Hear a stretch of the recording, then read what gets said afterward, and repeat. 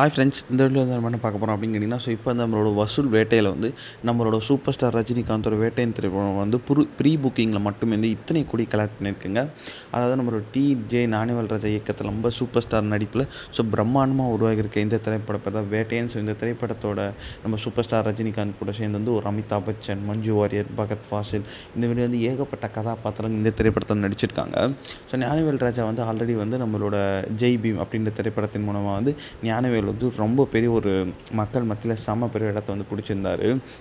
அடுத்தது வந்து அவர் வந்து சூப்பர் ஸ்டாரோட இயக்கத்தில் வேட்டையன் அப்படின்ற திரைப்படத்தில் வந்து அவங்க வந்து நடித்து முடிச்சிருக்காங்க. இப்போ வந்து நம்ம இந்த திரைப்படம் வந்து கிட்டத்தட்ட 160 கோடி பட்ஜெட்டில் வந்து இந்த திரைப்படம் வந்து எடுத்திருக்காங்க அப்படின்னு சொல்கிறாங்க. வருகிற அக்டோபர் 10ஆம் தேதி இந்த திரைப்படம் வந்து செம்ம பிரம்மாண்டமாக ரிலீஸ் ஆகிருக்கிறது. இந்த திரைப்படத்தோட இசை வெளியீட்டு விழா வந்து கொஞ்ச நாளுக்கு முன்னாடி தான் வந்து லேட்டஸ்ட்டாக நடந்து ரசிகர்கள் மத்தியில் செம்ம பெரிய ஒரு வரவேற்பை பெற்றுச்சு. இன்றைக்கி வந்து நம்ம சூப்பர் ஸ்டார் நம்மளோட வேட்டையன் திரைப்படத்தோட டீசரும் வந்து இன்றைக்கி வந்து ரிலீஸ் ஆகுது அப்படின்ட்டு வந்து அஃபிஷியலாக சொல்லியிருந்தாங்க. இதில் வந்து இப்போ தான் வந்து நம்மளோட வேட்டையன் திரைப்படம் வந்து ப்ரீ புக்கிங்கில் மட்டுமே வந்து இத்தனை கோடி கலெக்ட் பண்ணியிருக்கா அப்படின்ட்டு வந்து செம்ம பெரிய ஆச்சரியம் இருக்குங்க. அதாவது கிட்டத்தட்ட இன்னும் வந்து 8 நாட்களுக்கு மேலே வந்து நம்மளோட வேட்டையன் திரைப்படம் ரிலீஸ் ஆக இருக்குது. ஆனால் வந்து இது வரைக்கும் வந்து நம்மளோட வேட்டையன் திரைப்படம் வந்து கிட்டத்தட்ட 8 கோடி வரைக்கும் ப்ரீ புக்கிங்கில் மட்டுமே கலெக்ட் பண்ணியிருக்கு. இது வந்து செம்ம பெரிய அப்டேட் அப்படின்னு கண்டிப்பாக சொல்லியாகணும். இதுக்கப்புறம் வந்து எத்தனை கோடி கலெக்ட் பண்ணுது அப்படின்னு நம்ம வெயிட் பண்ணி தான் பார்க்கணும்.